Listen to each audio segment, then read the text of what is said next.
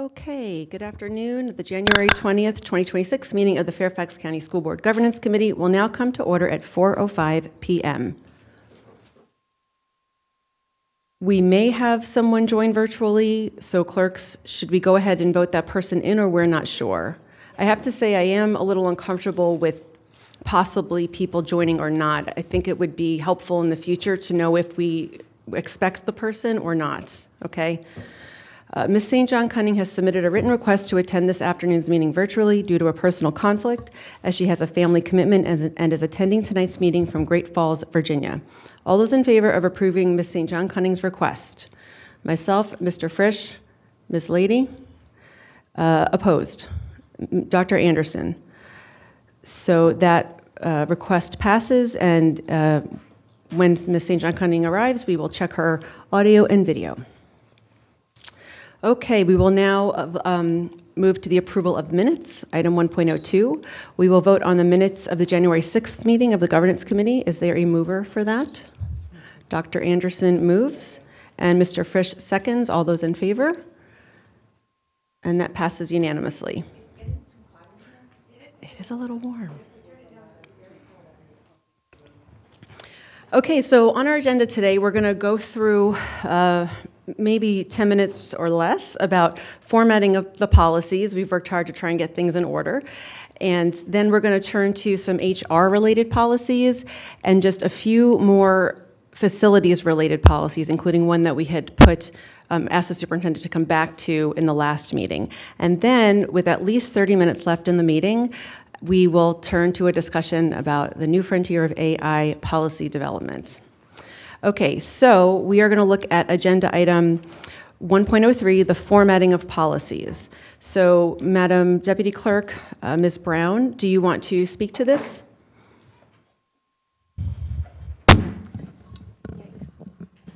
It's pretty self-explanatory. We're going to get ourselves in order. So what I have here is I've been listening to all of the kind of ideas that people have had about the formatting and come up with and taken the previous regulation on formatting and made a template where people can use this to make sure that not only do they have the correct formatting, but they have the correct components and sections. Above and beyond this, I had added Regulation 1104, which is the formatting of directives. I did have one slight recommendation on that for consideration, and that would be separating the two so that we would have a regulation for policies and notices, and then we would have a regulation on regulations. So a regulation, as a lot of times the way that the current regulation reads is a little confusing. As some things pertain to regulations, which are Dr. Reed's purview, and some things are the policies, and some notices that are the school board's purview.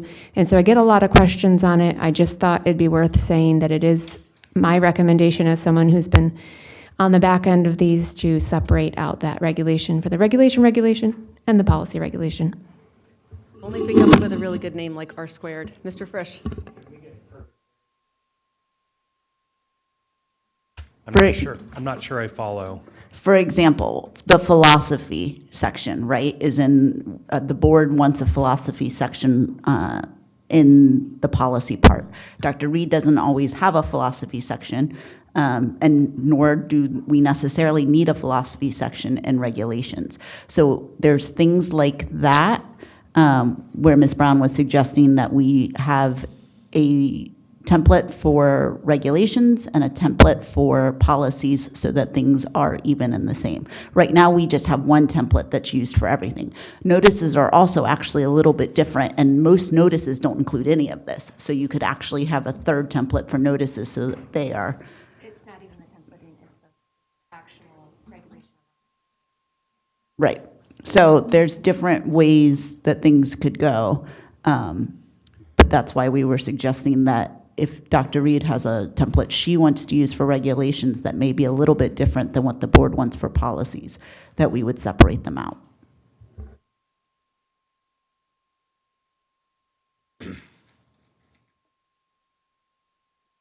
Anything further, Mr. Frisch? Did you get any of this before the meeting, by chance? I don't know if you have thoughts on it. I didn't, but I think, as we draft regulation, clearly there are parts that we do not need in regulation that you want in policy. I think I would want to go back We to our often team. struggle to fill them in ourselves for Right. the policy. Well, and at the end of the day, the philosophy drives the policy, but the regulation's really how we're going to engage in the management to get it done. So I don't even think it necessarily is appropriate, right, for a regulation. I would like to go back to our team, though, to look at what our template for regulations, because we've just gone through probably 60 or 70 this year, and I don't know that I want to go back and rewrite all of those again. So I think I'd also want to be clear that it would be a moving forward thing. But I do think separating them from the board's template makes a whole lot of sense, for sure. And yikes, that's really loud. And as I said, it would be a separation of this regulation 1104 too, so that your regulation for regulations would be more aligned with your template. Because right now everything's kind of mashed into one, and it's a little bit difficult to understand which aligns with which sometimes. On the actual policy template, I think it's great to have a template. Can you go back to the template really quickly? Thank you. The template on templates. There we go. Is there anything else underneath? Yeah. Okay.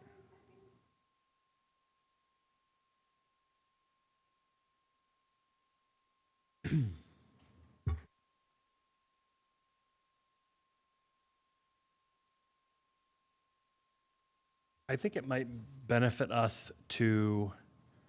I don't think definitions are something that are required in every single policy, and I worry that we might end up with competing definitions between policies. So maybe in red next to the word definitions, you could put as needed or as warranted, so that we know that nobody has to come up with things just to fulfill the template. I think that's bad policy making. I'm comfortable with the idea of having philosophy and everything, but I don't want to be overly prescriptive on having to have different sections. I do think that the order matters, and so having them in there even when they're potentially not used makes sense. I think what's missing after responsibilities is the body section. I don't know what that would be called necessarily, but the meat and potatoes of the policy. What is the actual policy? I think it's worth having something there that shows the format for it. I think responsibilities also would be as warranted. Can I share that I think this is a good start, but I envision something more detailed, and I happen to have pages of notes about sort of glossary type decisions. We agreed at the last session, to say that the school board, Fairfax School Board believes that. So I think there could be more guidance like put in here, like Mr. Frisch is saying, even verb tense, and philosophy and responsibilities, I think it interchanged a lot, and I had commented on one of the policies about that. So I think we can do more to clarify, and I agree about like what's the meat of the policy. And I actually went through last meeting's policies and color coded them and said like which one has this section and that section. So there's some more to do, but at least we've got a start. So Dr. Anderson. Thank you, and thank you for getting this started, Ms. Brown. I do agree that it would be great if there was a very quick and easy way to separate regulations from policies, at least visually, so that it's easy just to notice. And I do agree that I don't think the regulations require a purpose. And I don't think you do a summary, it's just a change. So we know those two will be gone. And I do agree that this should be both the policy and whatever changes to regulation should be moving forward. It's tomorrow's work. There's no retroactive work to this. We will never get that done, and I don't even think we should try. I do agree with some of the comments that were just made regarding components. There are some that are evergreen and will show up everywhere, and that's essentially summary and purpose and philosophy. I think those are the mainstays. All of the rest is kind of interchangeable because as needed. We've had definitions, we've had responsibilities, we've had procedures, because I've also been doing a little charting of my own regarding some of the headings that we've used. Even going through today's, they're all over the place. Authority, rationale. I think we need to give ourselves a bank of headings to be used as needed so that we don't stray away from the language, because I could see it where I'm just pulling something instead of rationale, somebody could just write explanation moving forward. So having that as kind of some sort of addendum would be very helpful, so we know we're going to draw away from these topics in order to fill out the body so that we don't end up with way too many words that are inconsistent and misaligned. But other than that, I think this is really a good start. And so what I can do is, we only had 2 weeks since our previous governance committee meeting, but I can, I'll try it 2 ways. I'll try it my old school way and think about it, and I'll try it with ChatGPT and see what it comes up with, but to create some glossary type things, and yeah, I think that will be helpful, and I'm happy to keep working with our deputy clerk on that. So that sounds okay? One thing I did have is this is a public-facing document. I did have comments in there of when to use things and when to not, but I didn't want to add it in for this public-facing one. Mr. Frisch? My only last comment would be, once we do fill in the things that we've all kind of talked about here, it probably would be good to have a sample model policy, just something that it doesn't even have to be a real policy, right? Just an example. It could be something completely, a policy on pizza at lunch or whatever, like something. It could be silly, but it should show exactly what the policy format would look like in practice. Yeah, I think we need that, right, to let people know. And then I think once the committee adopts it, probably something the board should look at least for consensus. Maybe the chair and vice chair can circulate it in the chair's notes with a poll, and then we can just kind of march forward with it. I think it's very close to being done. Great, we've come a long way. Okay, all right, so let's go ahead and tackle some of the policies. We are going to start with the human resources related policies. So this is agenda item 1.04, and so we have 7, and I wonder if there's any, well, we could just go through from 440 onward. So why don't we start with performance assessments and evaluations? Dr. Anderson? Yes, thank you. Minimal here. 2 things. One is more substantive and the other is just semantics. For section 4, I think somewhere, and I'm really comparing this with the sample from VSBA, we're missing, I think, some language that speaks to that this is applicable to all employees. Mr. Smith, do we have any employees that are not evaluated? Our hourly employees are not evaluated. Hourly part-time or hourly full-time? Our part-time hourly employees. Okay, so, and that's a small group or a large group? It's a large group, but they're hourly employees, so they're not a full FTE. They do not receive benefits. They're not part of a bargaining unit. Okay, thank you, I appreciate that. I think somewhere here we need to talk about all employees. And also what I see that is missing on the second part is speaking or providing some guidelines for uniform performance standards. We have it here for teachers and principals. And it makes me wonder about the superintendent and central office staff, which document that they're using. And again, if you look at the VSBA document, it highlights teacher, principal, and superintendent evaluations. And thirdly, under philosophy, I think last time we were leaning into some other language that Fairfax County shall, and my proposal here, Fairfax County School Board shall require that written evaluations of the effectiveness of all employees. Oh, there's all, never mind that. I think I was looking at that for number 4. I'm so sorry, I ran through this really quickly. Philosophy.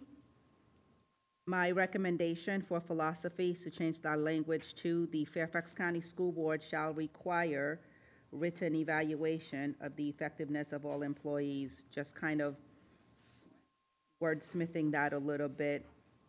Because I think we started with adding Fairfax County School Board with a lot of the language that we used last time. And then in the back, I'm thinking we need to refer to the other guidelines that are utilized. Mr. Frisch, thoughts? Yeah, a couple things. One, I'm hesitant to say all employees because just because they're part-time and not receiving benefits does not mean they're not technically employees. So what modifying language can we use to indicate that we're being very specific about which employees we're talking about? Secondarily, I don't want to include the superintendent in this. If there is a need for a policy around the superintendent's evaluation, it should be separate because we do it separately. And it's identified in our governance manual. Just my 2 thoughts. I think there's a very specific classification of employees. And I don't think that including the one employee, well, not the one, but the preeminent employee that we have direct purview over in the same policy as everybody else makes sense. Okay. May I just check, is Ms. St. John Cunning on? Is that MC? Is that her? Oh, okay. Okay, so yeah, I don't think putting the superintendent in here is is something I'm interested in. This is one where the philosophy and the responsibilities are kind of mixed. Like, our philosophy is that we want to make sure that our staff are doing the job they signed up to do, and if they need support within reason, we're giving them support. Dr. Reed, do you want to interject, though? Oh, go ahead. I just think that Mr. Smith and I were sidebarring for a minute. I think if we're going to go with the suggested amended language, we would want to say evaluated in compliance with statutory expectations, because not everybody's on the same cycle. And so I think it's a nuance, but we would want to reflect that, I think, in the policy. I think we'd be amenable to that. I mean, this was yours to bring to us, so if you think that's what's best, please put that in there from the start. We're looking for the advice of counsel to be sure that we're not stepping over the line with our collective bargaining agreements, and we're not overcommitting to anything. So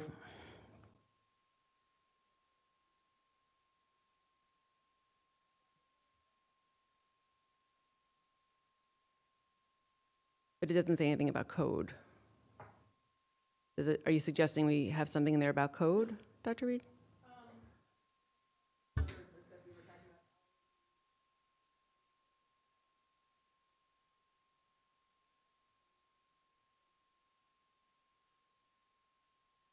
So, do we evaluate all employees? We don't evaluate hourly employees?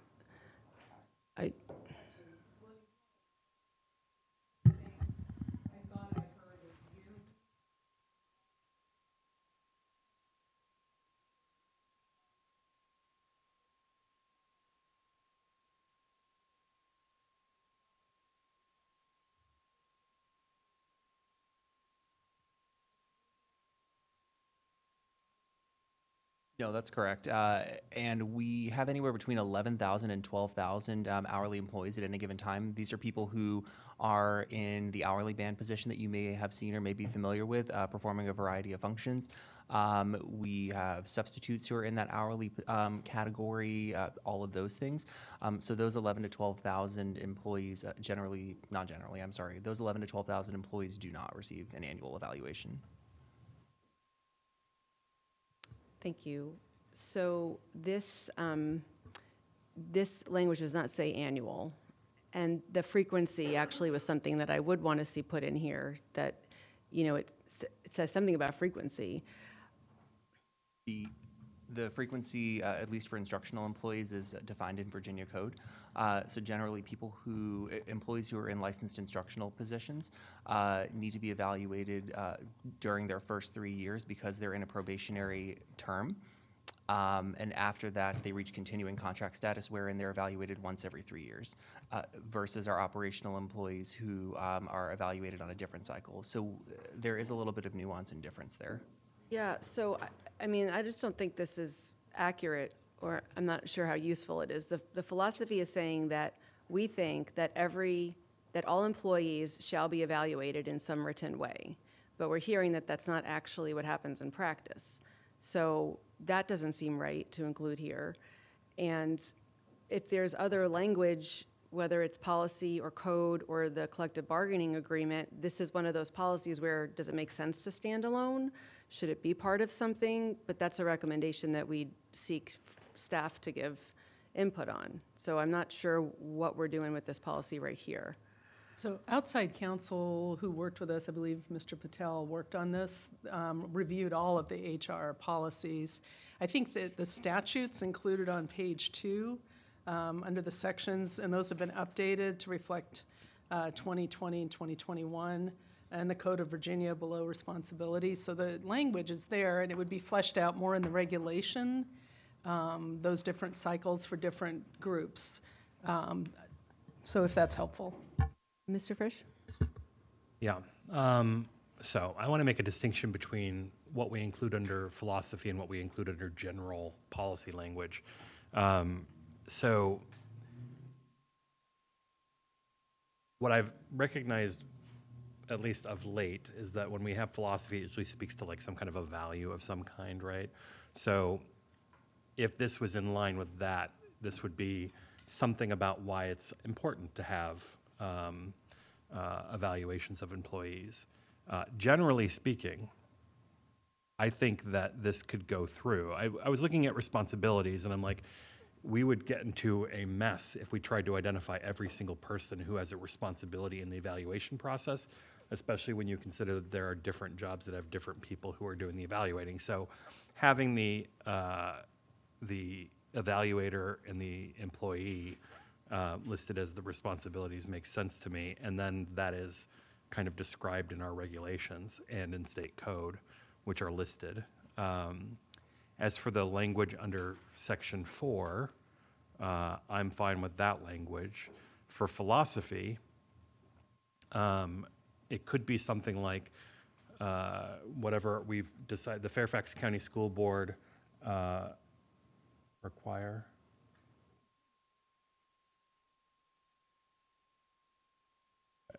The Fairfax County School Board affirms that employees benefit from regular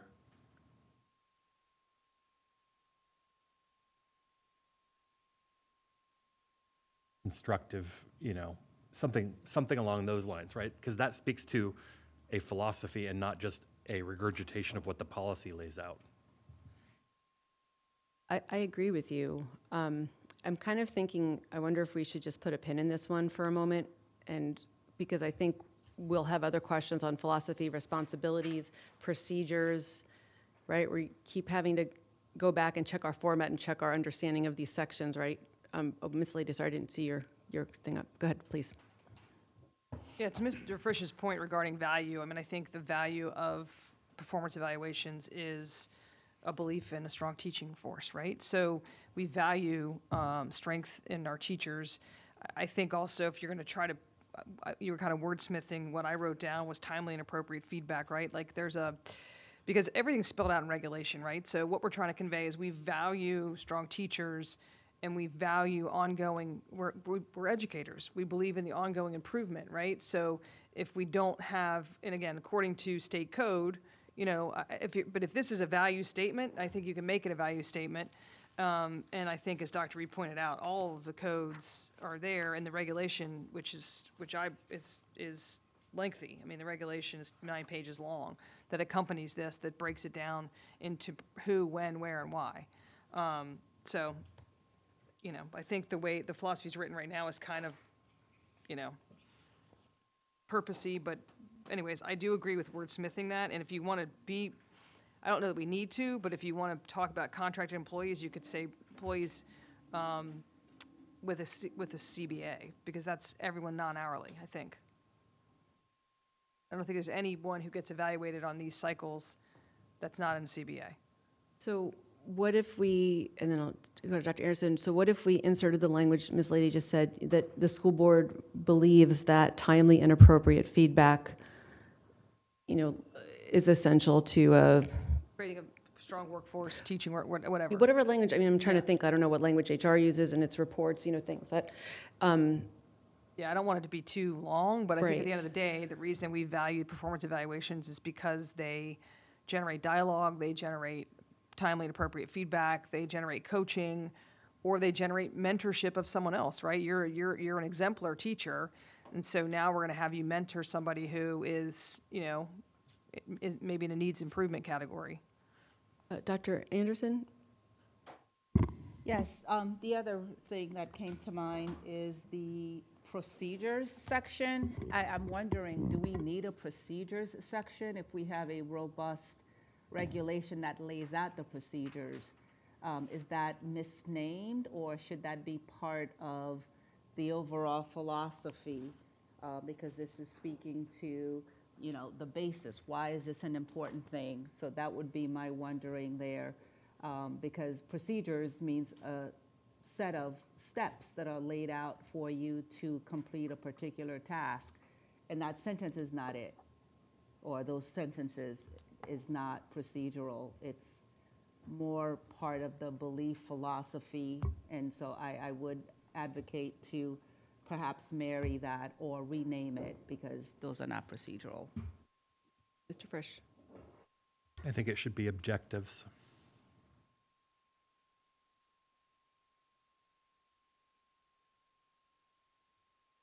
I agree, Ms. Lady. No, I was just going to say, back to the earlier formatting conversation, I think that when we create an example policy, it's like it may include these categories. Like, we don't always have definitions, we don't always have objectives, we don't always have procedures. But I think that we box staff in, because I think they've been feeling like we want each of these categories, and I think they're struggling too when they produce some of these red line policies. I don't want to speak for staff, but my sense is if they're trying to fit into the box they think we've created, it's easier to have a toolkit of, here are some of the category headings as this particular policy, which ones do we need to utilize to articulate this particular policy. So I agree. I thought there was going to be a little bit more discernment in this work, and it continues to be a bit more regimented than I thought we were communicating. Again, I have all these pages that I will go through and pull out exactly the stuff that we've been talking about. As I look at the other HR policies to review in this meeting and think about the ones that we did a few meetings back, like about contractual employees and hourly employees, I would love if the superintendent and her staff could look at the whole bunch and say, does this all make sense? Are we talking about objectives for each of these policies, or are we talking about requirements? Are we talking about procedures? Like, you are the experts. Tell us what makes sense. And I think our philosophy part, in this policy in particular, HR, I think a lot of it comes in the philosophy. The how probably won't be as much of the board's input. So what I would suggest for this policy is we update the policy as with Ms. Lady's suggestion about timely and appropriate feedback, change procedures to objectives, and remove responsibilities, and that could probably get us close enough for now. Mr. Frisch? I don't want to leave the assumption out there that staff is not taking that kind of thoughtfulness to the policy. Dr. Reed, when you're looking at policies and you've got a group of policies that might feed off of each other, are you looking at ways to, when I say you, the collective you, right? Are you looking for ways to collapse things as possible, or to refine things, generally speaking? Yes, sir, we generally are. I think as a practical matter, staff is trying to match our work with your needs or desires as a board at this point. The regulations right now we're in a situation where some regulations don't have a policy, some policies don't have a regulation, and that's been a historical long-term issue. So I think one of the things we thought this year, one of the, I think, really good ideas that we're working on is trying to clean up everything so we're current. And then I think we could go back and look at if we're going to consolidate, what would that be? But right now, I think the press is to really get current, honestly. And if we see, I think we did sunset a couple policies, and we've recommended, I think there have been one or two along the line, but when there's a regulation attached, we'd have to combine all of that. And right now, I think just getting things current and accurate probably is a #1 priority for triaging. Mr. Frisch, anything else? No? Ms. Lady? Oh. Okay, so my recommendation was that to adjust the philosophy to say the Fairfax County School Board affirms that employees benefit from timely and appropriate feedback. We could just leave it at that for now, even. And then make the second Roman numeral 4 objectives, and then get rid of responsibilities, and that would get us farther along for now. So what do others think? Mr. Frisch? All of that, I did think that the responsibility section made sense because it speaks to the collaborations necessary in the process without getting too in the weeds about different classifications of jobs and how they're evaluated, which is spelled out in regulations. Okay, I feel more passionately about philosophy, so I'm cool with that. Dr. Anderson and Ms. Lady, do you have any thoughts on that? No, I agree, because it is a responsibility of the person being evaluated and the evaluator. I mean, there's steps that both have to do, and so they both have responsibilities in abiding by the code. Okay. So keeping responsibilities in. Dr. Anderson? I agree with what Ms. Lady just said, but parts of me is feeling as if all of this is part of the objective. It's not really identifying that, what my part is as the evaluator or what your part is as the employee per se. So it looks like it could all kind of be under the objective, just to talk about that this is a two-step process, that it involves both individuals. But we all know, we've been in schools long, well, not all of us, but some of us have been in schools long enough to know that if the evaluator does not initiate, nothing happens. So, and I don't think we're necessarily needing to spell this out here, because that is spelled out in the regulation, correct, Dr. Reed? Oh. Yes, ma'am, that's true. But Again, it's not a hill for me to die on, but it just seems like let me say this, I do believe... It is still my turn. Let me just finish out my time.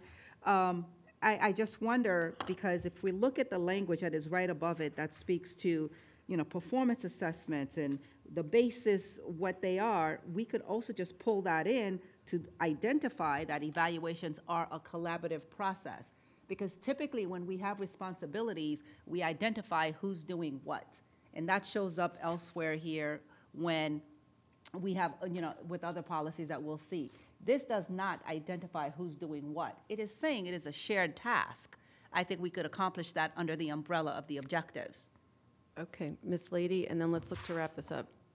No, the only thing I was going to say, and Mr. Solomon can correct me, but I do believe that, yes, the evaluator, if I'm under evaluation, I know in my PDE, I'm getting emails, I'm getting reminders. They're not directly coming from the evaluator, right? Yeah, so that's what I'm making clarification, Dr. Anderson, is that in our system, it's not just the evaluator who initiates everything. The system itself initiates it. I just wanted to put that clarification out there. So can we then, what about a compromise? So remove the responsibilities section, but keep that sentence under objectives so that it still includes evaluations. Evaluations are a collaborative endeavor. That will suffice? Okay. All right. So again, we're going to update the philosophy. We're going to change the name procedures to objectives.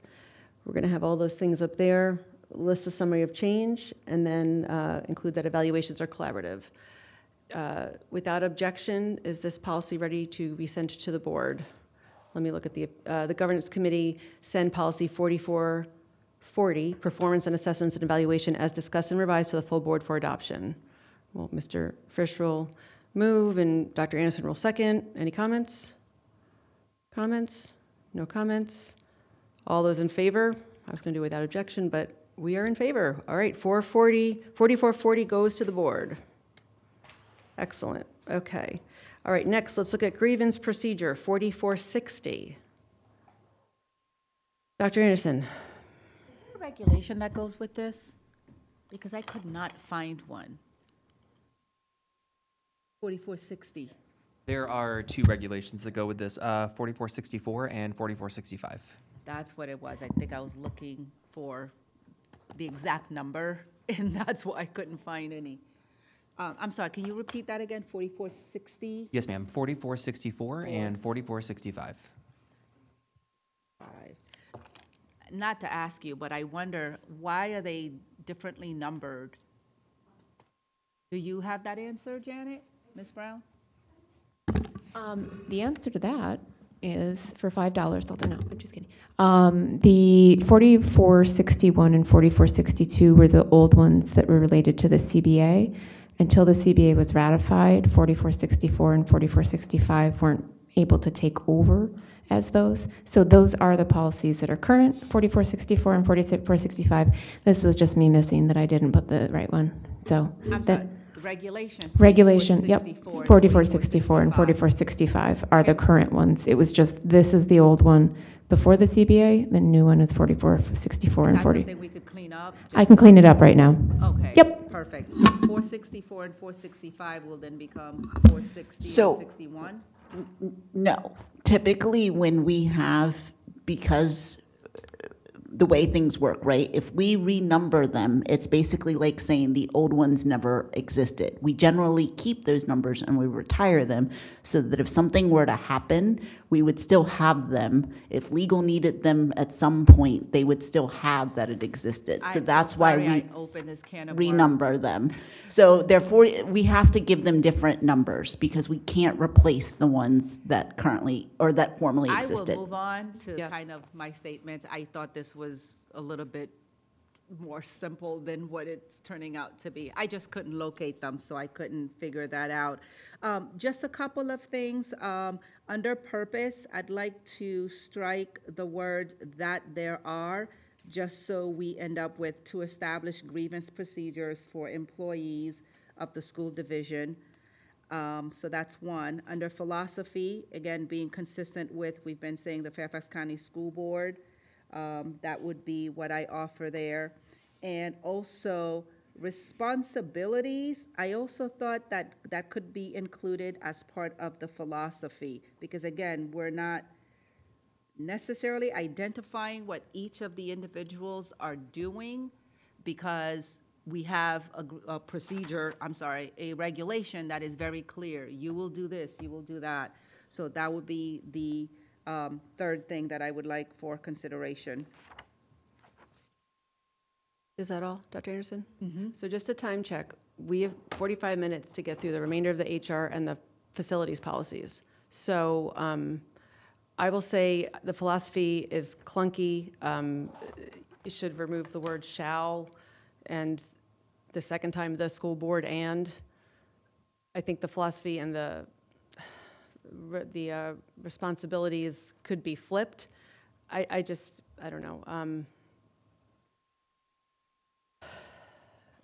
Are we okay with the philosophy statement and or the responsibilities, moving that together? I feel like the responsibility statement is more of a philosophy, that we support an employee's right to discuss a complaint with the school system administration or to file a grievance. I'm thinking of Mr. Frisch's framing here. Thoughts? Can you share that again, what you just articulated? Well, the responsibilities, that seems to be more of a philosophy, that we support an employee's right to discuss a complaint. The philosophy is a clunky sentence, and then we can edit that, but I don't know that it adds value. I'd be fine with making the responsibilities the philosophy, but can we also take action on my, I'm sorry, what was your? to omit the 3 words under purpose, that there are. Sure, I agree with that objection to establish grievance procedures. Mr. Frisch?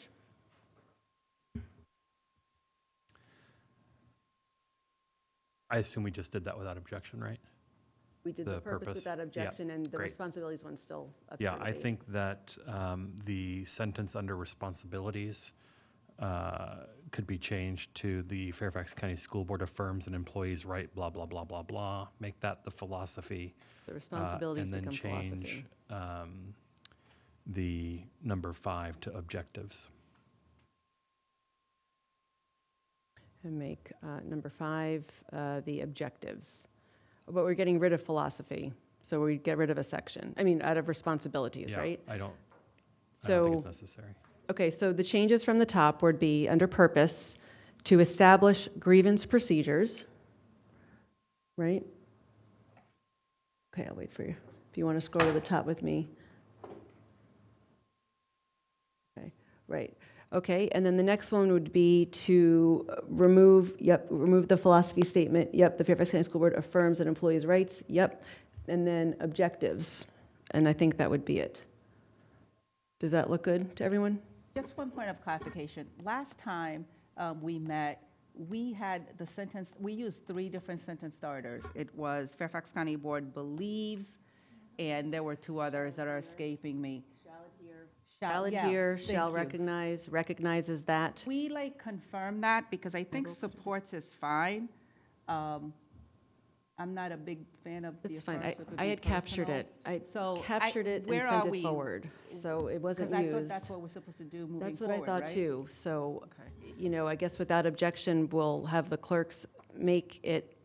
We said the Fairfax County School Board shall adhere, the Fairfax County School Board shall, and the Fairfax County School Board recognizes. Those were the 3 things that this committee agreed on 2 weeks ago. That was the understanding that that's what would be put in here as the philosophy. Yes. The Fairfax County School Board recognizes an employee's right.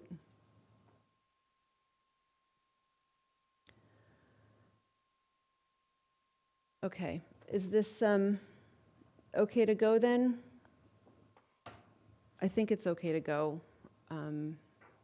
If we do without objection, that the committee send policy 4460, grievance procedure, as discussed and revised to the full board for adoption. Are there any objections? I see no objections, so 4460 will go to the board. Nice. Okay, the next one is employee certification procedure 4520. 4520.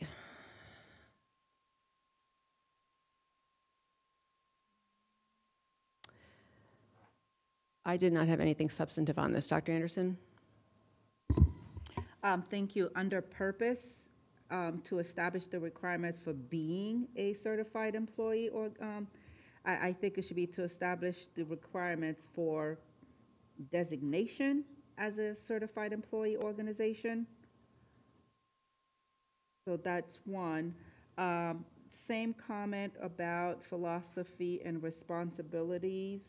Well, let me pause here and ask, is there a regulation that goes along with this policy? Yes. Listed in the, Oh, isn't it? yeah, I have that.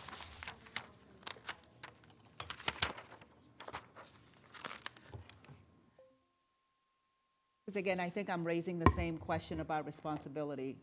If we have a regulation that's going to outline, who's supposed to be doing what, I wonder if we can bring this all in under philosophy. Well, it's sounding like responsibilities isn't really the best fit for the HR policies, right? Because it varies with different groups of At least not employees. for the ones that we've done so far. So that's one thing I'm hearing. The other thing is, while I did not have any changes when I reviewed it earlier, this is about collective bargaining, and this was a really big deal that we brought this forward. And so I'm wondering if we want to, again, put more in the philosophy about that, and maybe come back to it.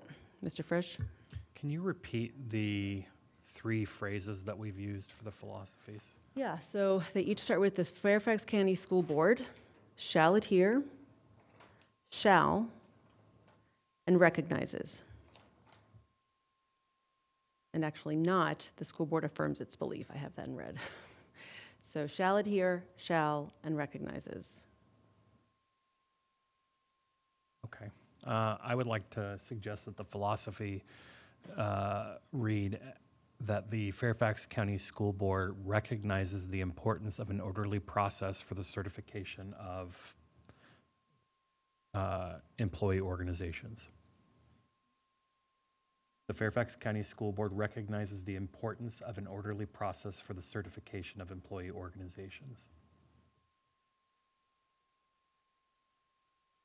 Mr. Frisch, would you want to say anything in there about the board's role to do the certification? Or, I don't know that we have a role.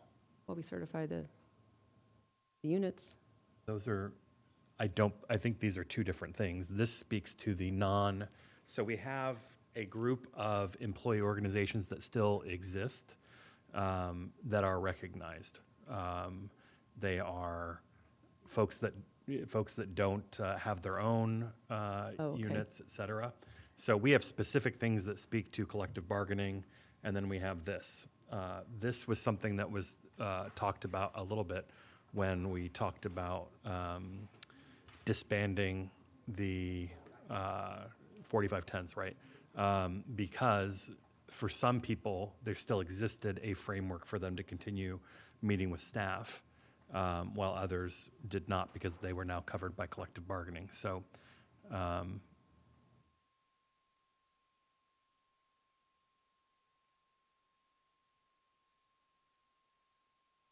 not FEU.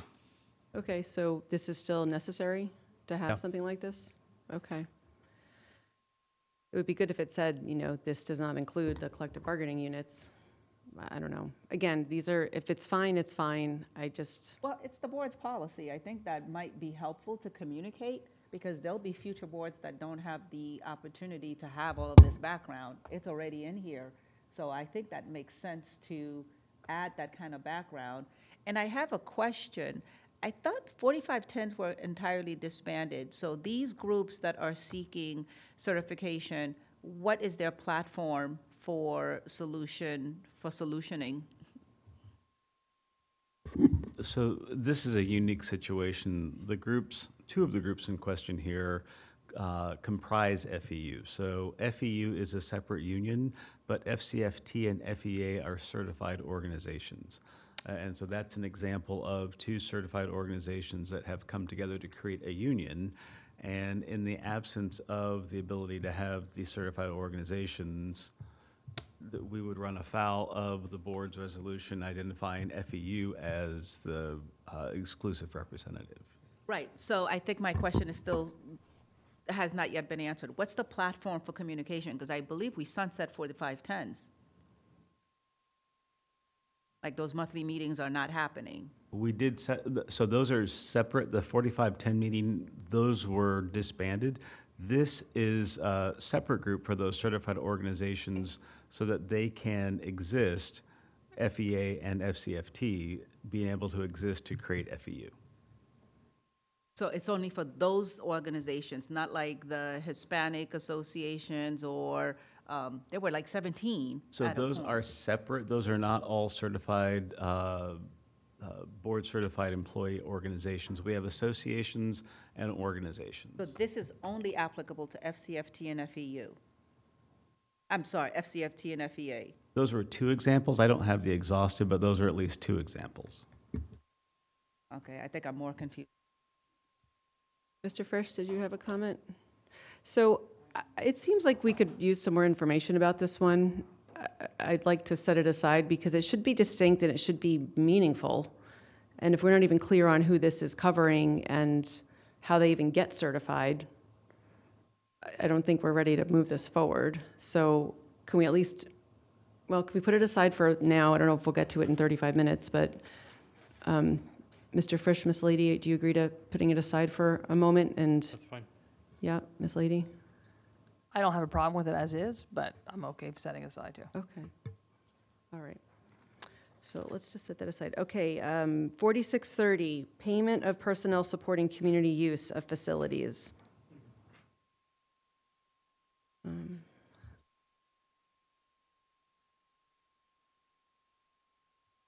I was okay with this one. So, Dr. Anderson, comments? My comment is about definition. Where's the definition? I don't know what we're defining there. Because typically when we have definitions, we have a term and we have language. What is the term that is being defined here?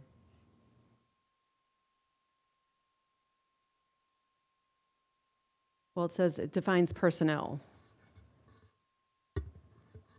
Then I would just say, let's write the word personnel and then identify that it's persons who are working in support of community use. Why are we defining personnel? I guess that's what that leads me to. And I wonder if this would be better to be rolled into the community use policy itself. There was also that, because there's like not much here, but this speaks to payment and making, I'm not against that. I just want this to make sense. If it's better rolled up into another policy that's going to be more robust, let's do that and sunset this. But I would actually lobby to just cancel the whole definition section, because personnel is not a term that we would define. We define things that are a little bit more explicit, and I just don't, well, not even explicit, that are a little bit more challenging to understand the context, and I don't think that meets that threshold here. But would this make sense rolled up in a larger policy? Mr. Solomon, do you have thoughts?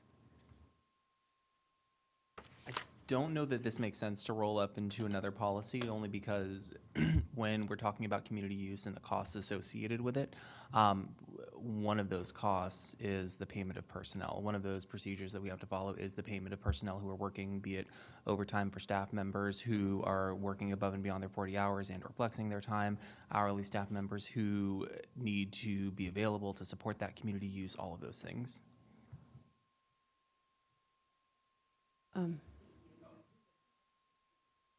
Dr. Anderson, do you have further comments, or?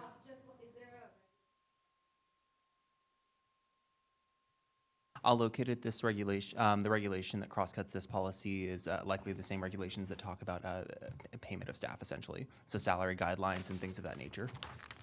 Okay. Okay. Ms. Lady? Yeah, I would agree with Mr. Solomon. I would not roll this in. I think this is distinct, and I actually had to read it twice to grasp community use, because it is a differentiator than all the hours we need to be there for school activities, which is the majority of our time. But then there are community use, and you have to have the proper custodians, other supervision, et cetera. So I think it should be a standalone policy. Okay, so how are we feeling about what's there now? We have, there was a suggestion about the definition. Is there a proposed change exactly then? Other thoughts about that? To remove the definition of personnel? Okay, it seems like we're okay to do that. And then to have the philosophy be consistent with the language that we just Sure. talked about. School board recognizes. Okay. So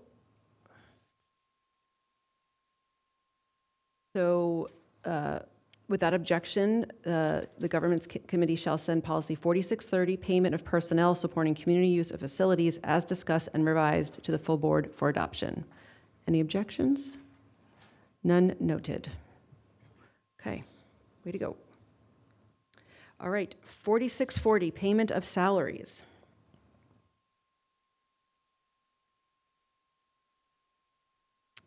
Let's see here. Dr. Anderson? Just a couple of questions. I know this is speaking to just pay. Is there an assumption here regarding stipends and after-school work? Because I know very often An example that I could think of is math and science Olympiads, for which some of the schools are provided with funds to pay teachers to do that. Where would that fall, that kind of payment, well, that kind of compensation? We have regulations that specify salary supplements and stipends, so that would be separate and distinct. So there's a separate policy that speaks to that as well? I will verify that, but there are definitely separate regulations that speak to it. I wonder if there's no separate policy, and I don't know if one does not exist, would it make sense to have it be here as well if one does not exist? Or even if it does exist, I'd love to kind of evaluate to see, does it make sense to separate? So that's one. And then, just kind of some language issues under responsibilities. Clearly, there's some things there for financial service and Office of Payroll Management to be responsible. It's just responsible for pay of personnel. Is that the word that we're looking for? Because they're not, necessarily paying them. They're doing the logistics, the administration to ensure like checks are cut. So I wanted to share that. And then kind of going back to what I said earlier, if there's a regulation with this that is super clear in terms of who's doing what, should this responsibility be, as we've talked about before, which is the superintendent will ensure that this is happening? It doesn't necessarily have to be these offices. So that's a wondering, Ms. Marin.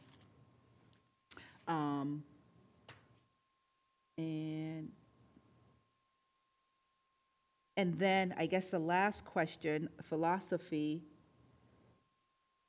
Do we really, okay. I don't know if my philosophy is that everybody be paid on a bi-weekly or monthly basis. It's just so that they are paid. How does this fall into with what was started a couple of years ago, Dr. Reed, which is or maybe it doesn't, and tell me if I'm mixing apples and oranges, where we were not able to give more frequent paychecks to certain groups of employees? Part of that was connected to I don't want to call it the ancient, but I think I can, HCM system, right? So as we're updating our HCM system in HR and business, we're going to have more flexibility to look at more flexible pay schedules. But my understanding is that it was very directly related to the software system, and Mr. Solomon maybe could comment further, but I suspect that was really one of the big drivers, that we weren't able to do that manually. That is exactly correct. It's our older systems that in the current state are not industry standard, that we've had as a school division for about 30 years, that make it difficult to achieve that. Just to add to that, I will say that as we were planning and preparing to implement the HCM, staff were surveyed and overwhelmingly shared that they want to keep the pay structure, monthly pay for contracted staff such as teachers and others, and then biweekly pay for our biweekly staff such as hourly employees, the same. So staff were surveyed and given the option to provide input and ultimately opted to keep it the same. So it's not a matter of individual choice. It's whatever the collective is supporting, that's what we're doing. Is that accurate? We're going to keep it the same. When you say individual choice, like, could I decide as an employee that I want to be paid monthly? Somebody else says I want to be paid biweekly. The reason I'm going to say no is because introducing that level of variation and not having a set structure for employees exponentially increases risk and opportunity for error. Thank you, and I think I'm waiting for your answer on the regulation that goes with this. Thank you. Mr. Frisch. So I had similarly striking the responsibilities. I think there's an assumption that the superintendent's responsible for effectuating the work of our policies. I don't think it needs to be spelled out here specifically, especially when a department could be retitled at some point. For the philosophy, I had written, the Fairfax County School Board shall pay FCPS employees on a biweekly or monthly basis according to the established schedule.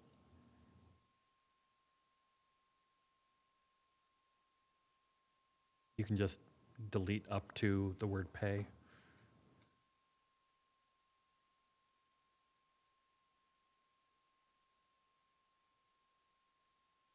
Dr. Anderson, and remove pay employees at the beginning that you wrote. The regulation is 5610.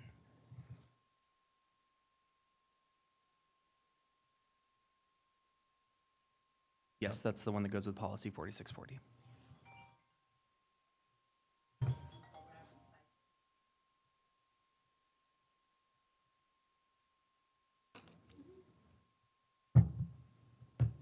So we still think it's a good idea to put in biweekly or monthly, Didn't hear any reason not to. or just leave it out altogether, or? Yeah. Yeah, Dr. Reed. Thank you, Ms. Marin. I wonder if it's just on a regular basis. How about this? Because I The think some Fairfax people are paid at published- the end of a season, some The people, Fairfax right? County School Board shall appropriately compensate FCPS employees. Appropriately is subjective. On a regular schedule.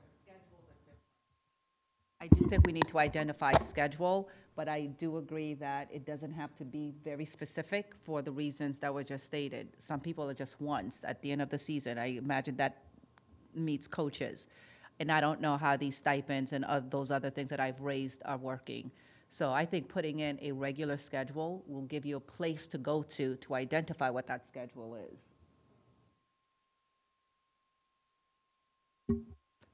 Do you know if we have a policy on benefits? A similar one? Likely, because benefits falls under right now. Financial. Finance, So that's 5,000 likely. series. Yes, ma'am. Got it. Okay. Okay, so I would say to remove appropriately. Are you okay with that, Mr. Frisch? Yep. Okay, any other comments on these changes? No, so. Sure, so the philosophy has been updated to be the Fairfax County School Board shall compensate really its employees according to the established schedules. We've heard of that. The responsibilities, we do cite the office, although we were going to get rid of that and keep it to the superintendent's jurisdiction. Okay, and then are we okay to leave the payment structure that explains monthly, biweekly, optional deductions? We also had seasonal.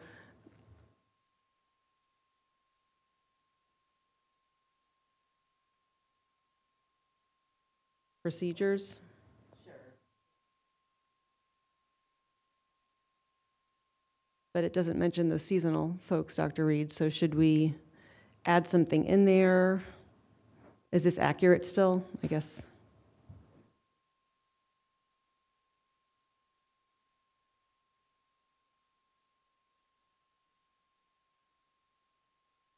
I think I'll defer to Mr. Solomon, in part because those are categorized as hourly and not, I think there may be a distinction here, but I'll ask Mr. Solomon to respond. Correct. And in looking, there are policies and regulations that speak specifically to salary supplements, completely separate from this, which is salary compensation for employees who earn a regular or receive a regular salary. So do you suggest we leave it in there as is? To answer your earlier question, I'm suggesting that salary supplements and stipends for coaches doesn't need to be included in this policy. Does not. Where is that included in here? The reason you don't see it in here is because there are separate policies and regulations that govern supplements. So, yeah, so are you confirming that leaving what's in here under payment of employees is accurate and appropriate? Yes, ma'am. Okay. So, okay, so we've updated the philosophy. Shall we go ahead and pull that up? So the without objection, the Governance Committee sent policy 4640, payment of salaries as discussed and revised to the full board for adoption. Any objections? No? Okay, so 4640 goes to the board. Okay, we've got 2 more HR and then 3 facilities. 4920, workplace diversity. And colleagues, if your placards are up, then we're okay. Dr. Anderson? I had a lot of questions on this. I feel like this should be related to a lot of other policies. And I also would like to understand, how does this dovetail with our non-discrimination policy?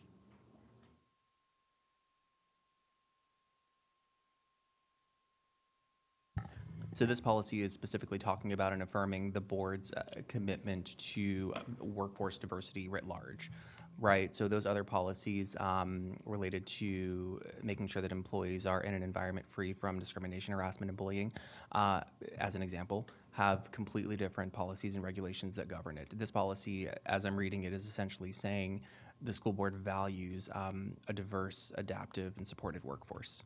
Okay, thank you for that. So given that, under philosophy, if we could just change to the stock language, that would be helpful. And I also feel like the rationale is part of the philosophy, if not, should be the philosophy. So bringing that up, I think, would be important. And responsibilities, again, I'm teetering here. I'd be fine with it, but I'd be fine if it was not there. But the rationale, I think, needs to come up to philosophy. I agree. It seems like there's a lot of sections that are trying to say the same thing. Anyone else with comments on this? Are you okay with combining some of these things? Mr. Frisch?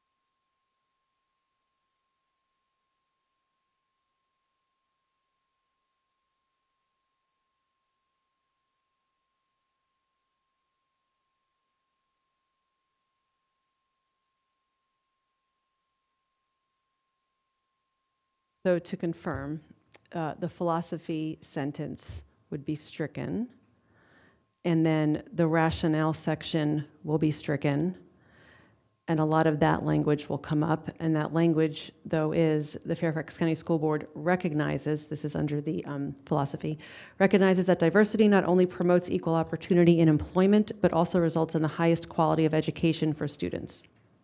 It'll be easier for you if you just copy the. Yeah. Okay, so, and then are we striking responsibilities as well? I feel like responsibilities is not just responsibilities of program managers. Well, hold on, the philosophy is not quite there.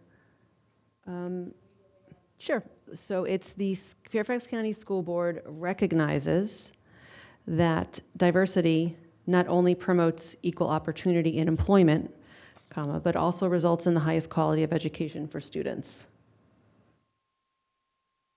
that it? I got that? Okay, and then responsibilities, we've talked about that, about being. I don't know if this makes any sense. We have a robust regulation on this, correct? Is there a regulation on this, Mr. Solomon? I'm looking for it now. Okay, because if there's a regulation on this, then I don't think we need to have that responsibilities. And I would also say goal of the workforce diversity commitment, we could just change that to objectives, because that's been the language we've used thus far. I think that's a good suggestion, to change goal of the workforce diversity commitment to objectives. Okay, so we have the change in philosophy. We are going to remove responsibilities. We'll change the last section to objectives and remove rationale. And Dr. Anderson, yes, the regulation is 4920. Can you give us a quick, like, does it say who's doing what? Does it identify program managers or anybody else in terms of bringing this to life? Yes, it outlines the responsibilities of the division superintendent, human resources, program managers, et cetera. Then we certainly don't need it here. Thank you. Okay, so without objection, the Governance Committee will send Policy 4920, Workplace Diversity, as discussed and revised to the full board for adoption. I see no objection. Okay, final HR policy 4950, Sexual Harassment.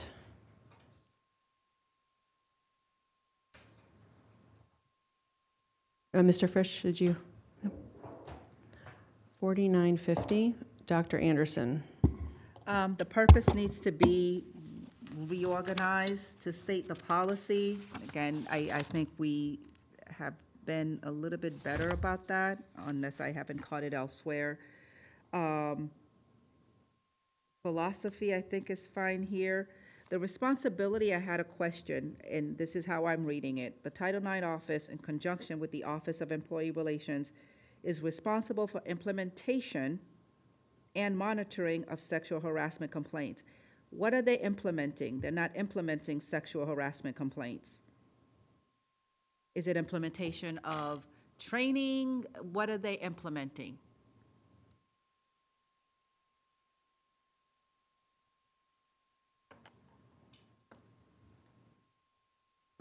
I believe it's implementation of the policy and then monitoring of sexual harassment complaints. Then we need to add that because it looks like they're implementing sexual harassment complaints. And just some wonderings about Section 5. Should we retitle that to be more in alignment with what we've done so far?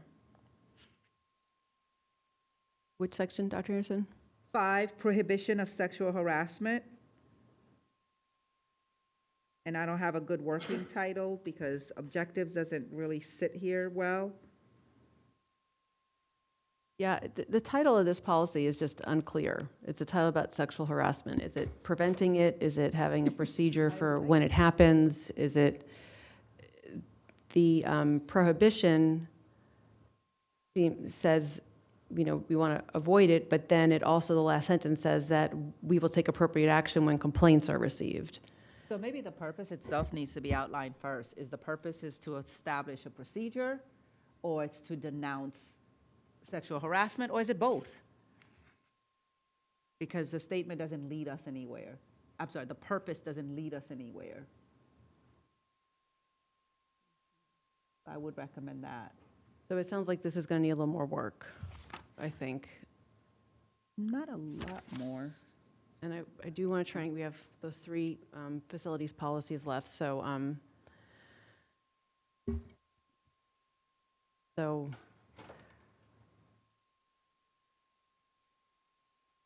yeah, I'd like to say let's come back to this one, please, just given the time, see if we can get through our facilities ones, and then because it's unclear if this policy is about a statement saying we do not tolerate sexual harassment, and or is it a policy saying that we are going to have a process for if it occurs, it will be addressed, right? Those are really the 2 distinct things. Okay. Return with clarification of whether it's about preventing it or addressing. Okay. All right. So 4950 is going to remain for review. Okay. Facilities policies. We've got 3. Maintenance of physical facilities, 8560. We had asked that go back to make it more encompassing using that phrase, public school facility assets.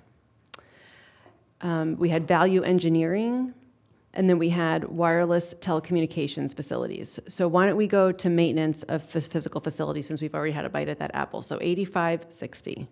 8560. Any comments to kick us off?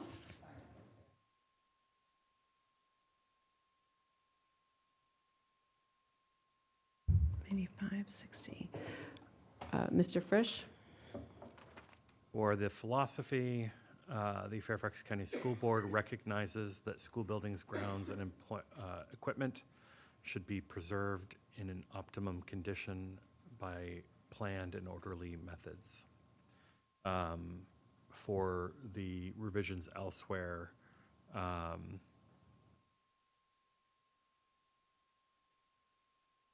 inclined to not need a, responsibility section because it is driven by the superintendent and regulations. And it does depend on what it is that's being done, right? There are things that are the responsibility of the school to request. There are things that are done from central office. So there's that.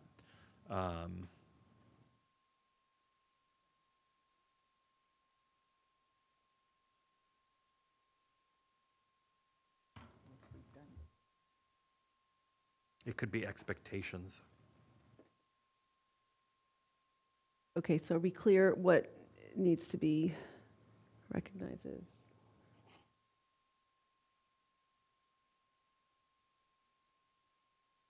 Okay.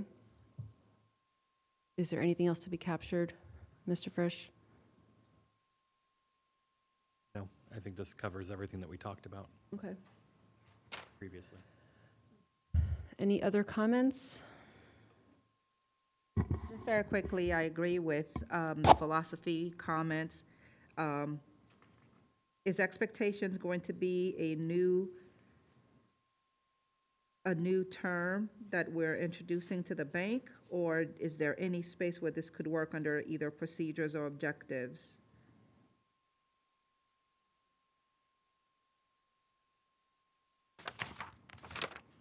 Which section are you looking to replace? There's philosophy, there's Responsibility for maintenance.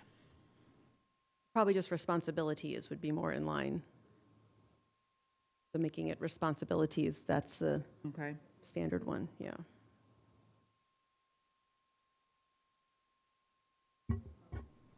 Okay. All right. Okay, so we're good with these changes, and we reviewed it quite a bit last time. So without objection, the Governments Committee send policy 560. 8560, maintenance of physical facilities, as discussed and revised to the full board for adoption. I don't see any objections, so 8560 goes. Okay. Value engineering, 8275. Let's do that one. 8275. Okay.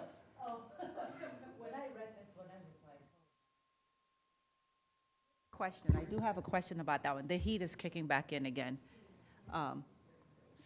Okay, now we're determined to be warm. Your feet are frozen? Oh, boy. Okay, I can't find my value engineering page. One of my wonderings here regarding value engineering, and again, not knowing what the regulation is that goes with this, because I'm just looking back on the debacle that was value engineering application at Falls Church High School, where this project was presented and then went back and value engineered and pieces were taken out, and the presented project was already, it resonated and people were married to it, they wedded it, and it became an issue. Should we be speaking as to the state? Like, I don't know if this lives here because I have no idea what the regulation looks like, but I'd like to ask the question in terms of when is value engineering going to enter the process? Is it going to be done before anything is introduced to the community? Because after is disastrous. Yes, ma'am, I understand and agree. Mr. Gordon, do you have a sense on the value engineering?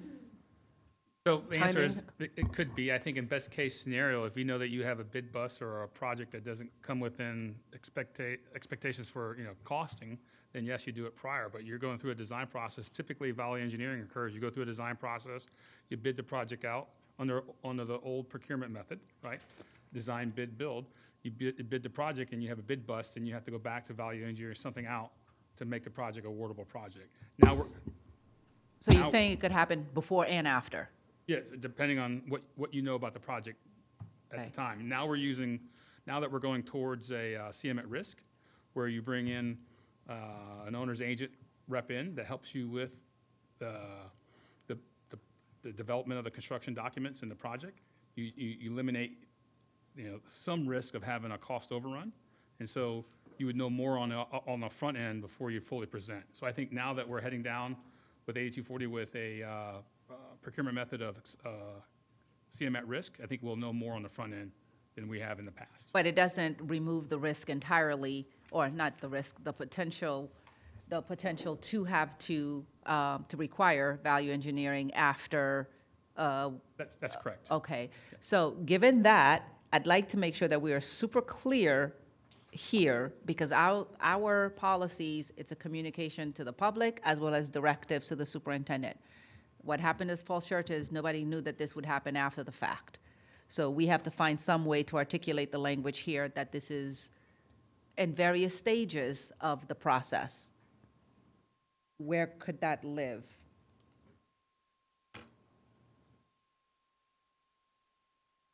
Because our public is not going to look up the regulations, but they're going to look up the policies.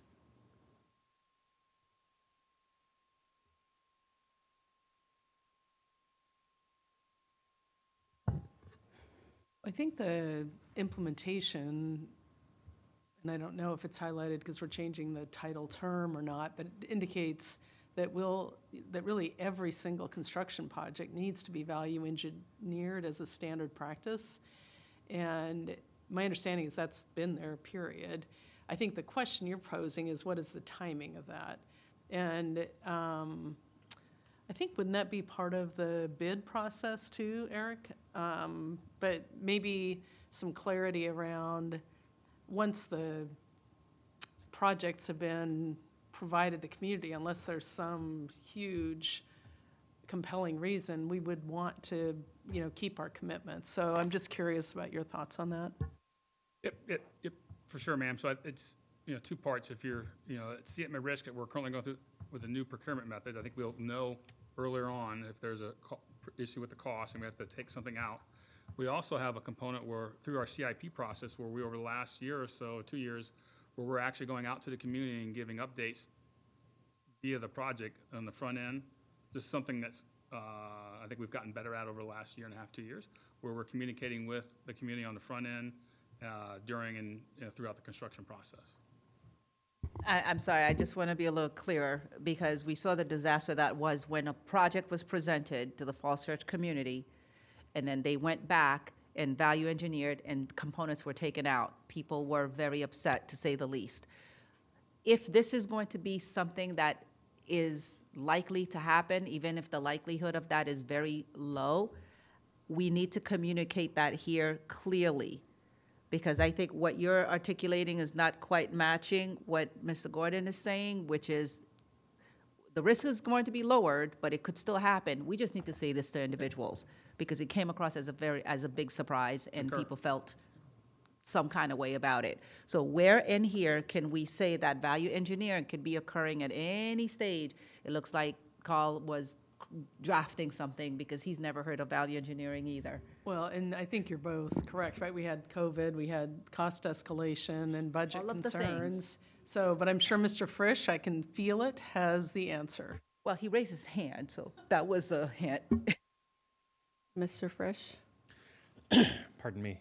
Under implementation, I would suggest that it read, the division superintendent shall establish regulations and procedures requiring that all school construction projects be value engineered as standard practice, and that value engineered outcomes remain aligned with community expectations wherever possible, with the community engaged and informed throughout the process.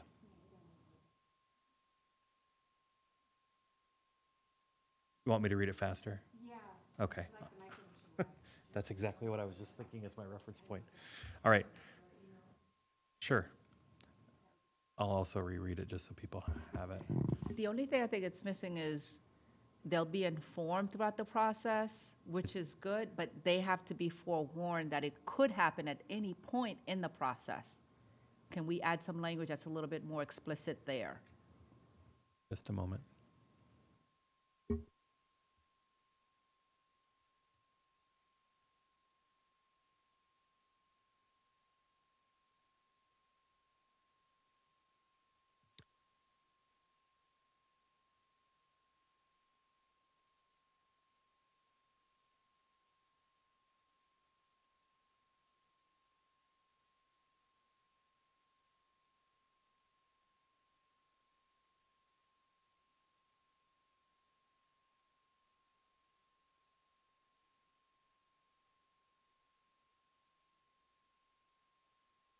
Um,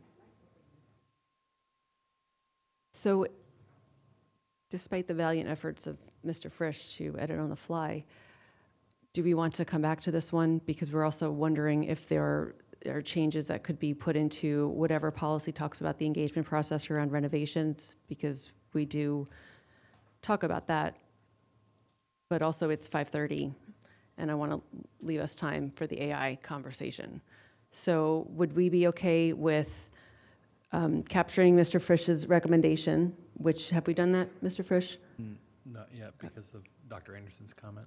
Oh, well, at least the part of it, but then there's a second part too. So, okay.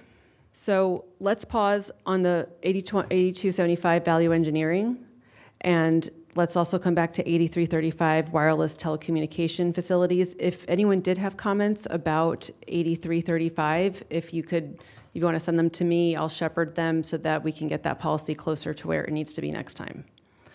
Okay. Does anyone want to take a break? Stand up real quick. I want to stand up, stretch. Okay. Are we ready to innovate? All right. So we are going to do something that we've never done before, which is create a policy for which there is no template. So Have any draft at all? we're going to start with the discussion today in talking about, first of all, we have some lessons that we could look to. We've done the comprehensive boundary policy change, the grading policy, so we know about how we want to engage and the kinds of things that we want to be doing. We might have thoughts about the engagement process. How do we want to engage the board, the public? But also, a lot of us are coming to AI with different experiences, and so thinking about what information that we want to know more about as a board, as individuals. We have our meetings planned from now through May 19th, and so if we want to get something to the board to approve, May 19th is that last scheduled committee date. We could certainly add meetings. But so here is meant to be thinking about how we've approached large policies before and how we want to do that as a committee, engaging the board, engaging the public. Providing in this conversation some direction to the superintendent to say, we need more information about, X, Y, Z. Again, this could be reflective of past policy creation work or knowing that this is a new area that we're still learning about. We can talk amongst ourselves around the categories. We've heard lots of different things, workforce development, data security, lots of, we could throw out those buckets and start to talk about what would we want to see a policy include.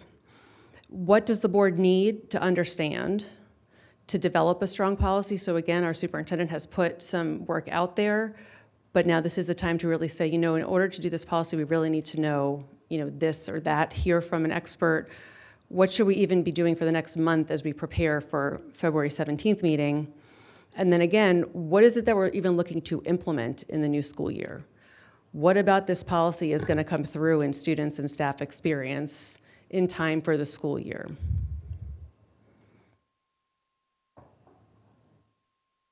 Yeah, Mr. Frisch, did you have your placard up? Yeah.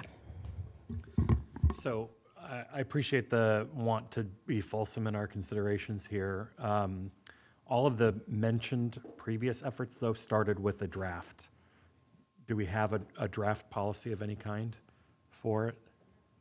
We are going to start with a conversation rather than start with we want to start with something of our own creation. That's fine. From the ground. You're using the royal we for all of us. Sure. Well, I want to start with the conversation with. Were you shared a draft from somebody? I was given a draft that I didn't realize I even had. I don't know how I even came to have it, and I haven't looked at it because I think it's important for us to come with this with a fresh mindset because it's the board's policy, and we only get to do this one time. With all due respect, we can't say this is the board's policy and then put high expectations on what the superintendent is supposed to think about in bringing it to us at every single one of these meetings. If it's the board's policy, it's always the board's policy, and we shouldn't be asking the superintendent to go out and do work for us. I don't think that's where we want to end up as a board because we get tremendous value out of the superintendent's work to help develop suggestions that we then mull and kick the tires on. I would appreciate it if we were at least forwarded what was shared with you.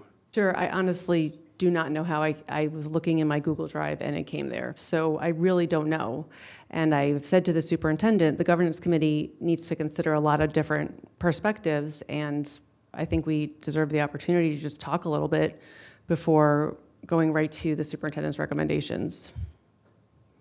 So I'm happy to send it to you. I wanted to give us the chance that we can't do this fresh after tonight. So yeah, Dr. Anderson. I know when we had the grading policy, we kind of went round and round and round with the draft that was in front of us. And then at some point, we kind of paused. It's like, what is it that you're looking for this to have? And that was a very helpful exercise for me, particularly. Same thing with the boundary policy. There was and I wasn't even on governance, but that was how I recall the first meeting going, which is, what are the big buckets that we want to have included in here? And those big buckets were shared, and it went on to just inform the policy. So I think there's some value to just kind of thinking out loud a little bit, because what I think it avoided is missing the mark entirely. Because when we're writing about, and this is brand new, so we don't have, anything per se to kind of already talk about or to think about, but sending the superintendent on a wild goose chase is never a good use of time.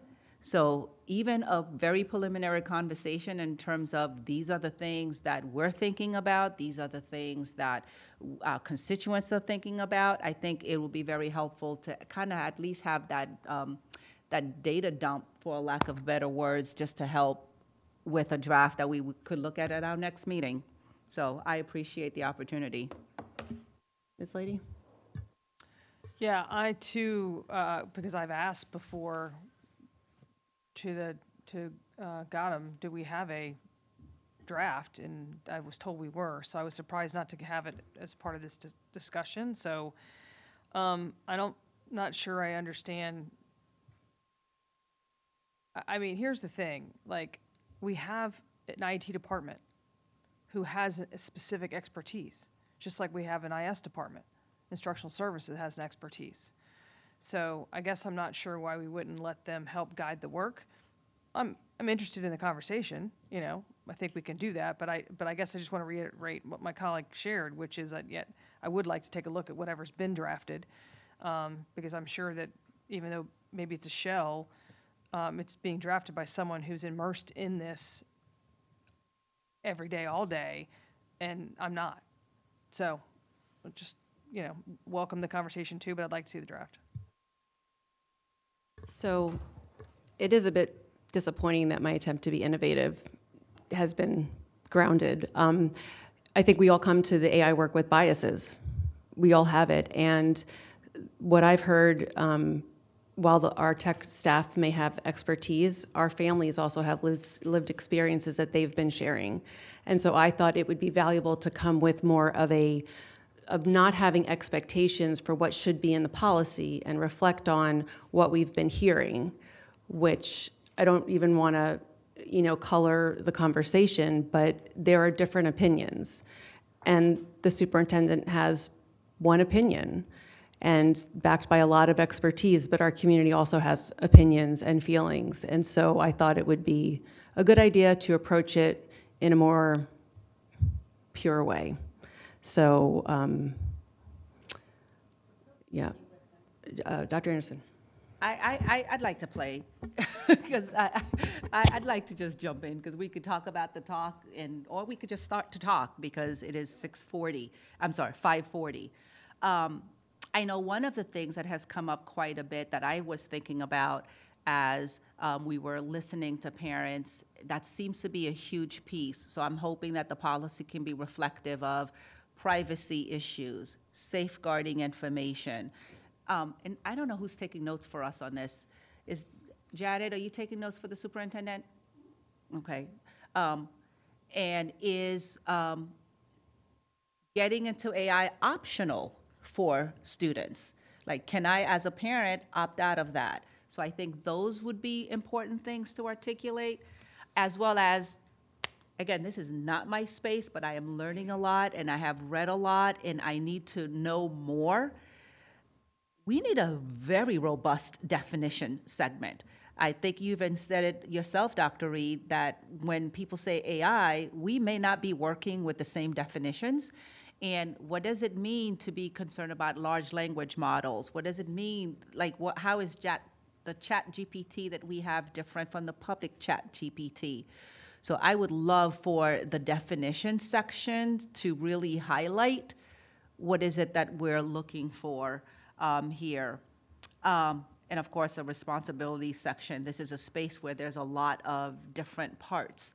Some of it is Gautam's department, where it's just the logistics, and I think much of it is going to be with the instructional department. Like, how is this going to get to kids? I would love for us to be really explicit about our instructional plan.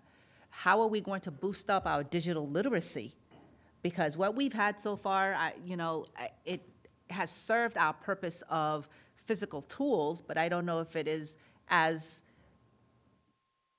clear as it needs to be for the tools that will be available with AI. Yeah, and also what kinds of AI are we going to be using? What kinds of AI are we not going to be using? What is the expectation of teachers? Because right now we're in the space, and Dr. Reed, correct me if I'm wrong, where teachers are opting into the pilot. So there are a number of different activities currently occurring.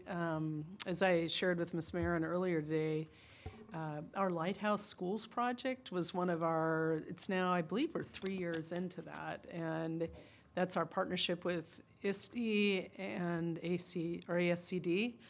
And one of obviously it's to be a front-facing innovation lab, right? Incubating new ideas. So to the Lighthouse schools were opt-in for those schools and staff within those schools. There are also, if you're referring to the current OpenAI chat GPT for educators, that's also opt-in. And we did meet with all of our T-SPECs and SBITs, our school-based technology, instructional, and technical staff, so they can also be resources. And we'll be meeting with principals as well on that topic. But it's currently opt-in because it's in the adult learning space exclusively, the OpenAI ChatGPT pilot. The Lighthouse Schools work is something, like I said, that's been going on now for 3 years. Sure. So that's another piece that I think we could have some robust language around. Where we are currently is not necessarily where we'll be in the future. So this has to be a policy that speaks to kind of that timeline. Where do we want to be, and how we get there, whether it's opt-in this year, mandatory next year, that's the regulation work. But I think those are the pieces that I'd like to see. And also a communication and a community engagement component, I think would be important. What can the community expect from this? How are we going to bring them along as well? Because there's an education that I think is important there.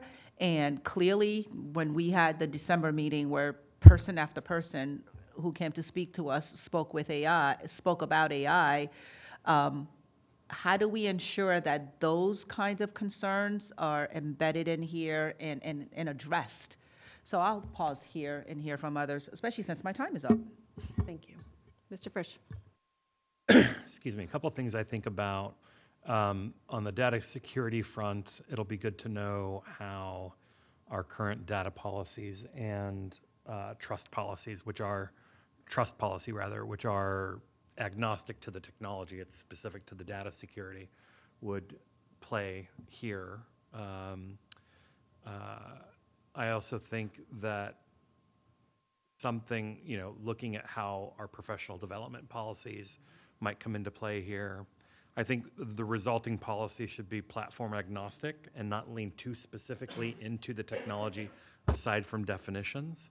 Otherwise, we're going to be constantly redoing this policy to keep up with the technology, which is something that Congress has grappled with in terms of its tech policy. I think there are things that naturally become thoughts about our work here that don't necessarily belong in policy, but do belong maybe in a follow-on that is proposed along with the policy. In other words, like a note on implementation, right?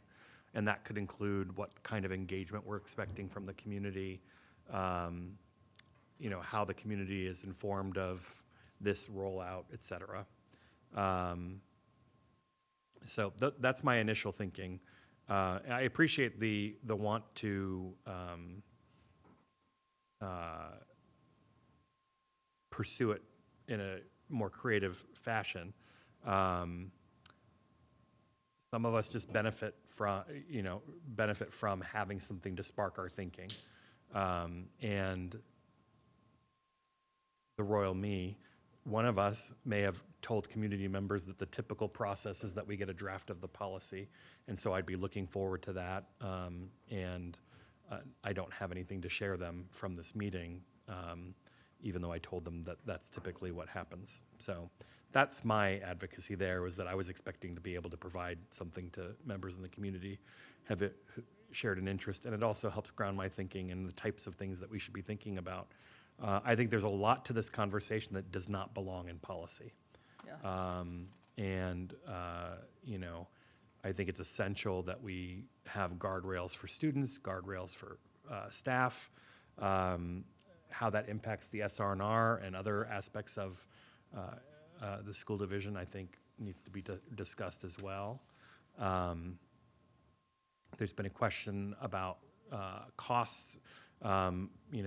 So making sure that when we are communicating with people, they're aware that we have specific policies about the types of contracts that the board has to review, and that there can't be some secret thing where, it was almost nothing at first, but because it had, different provisions in the contract, eventually it went over the price that the board has to approve, and the board didn't get notified. That's all covered. We've already thought about those types of things in the past. So this is some initial thinking. There's a lot of policies I'd like to drag into this conversation that are tertiarily related, but that's my initial thoughts.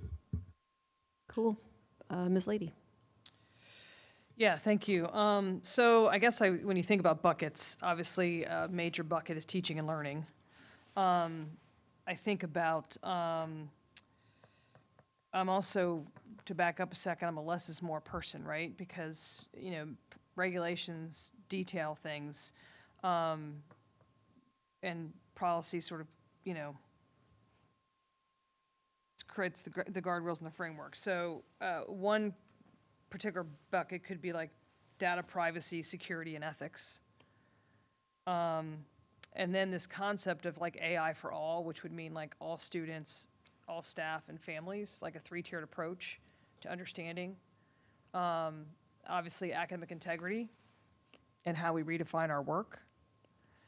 Another area that I think about a lot is instructional differentiation and personalization. But I think that people need to understand that the need for like the human in the loop. For example, this would never replace teachers. We will always have highly qualified teachers who are going to instruct our students, but these are people who are going to be trained to, leverage technology, work smarter, but differentiate the other buckets I've talked about.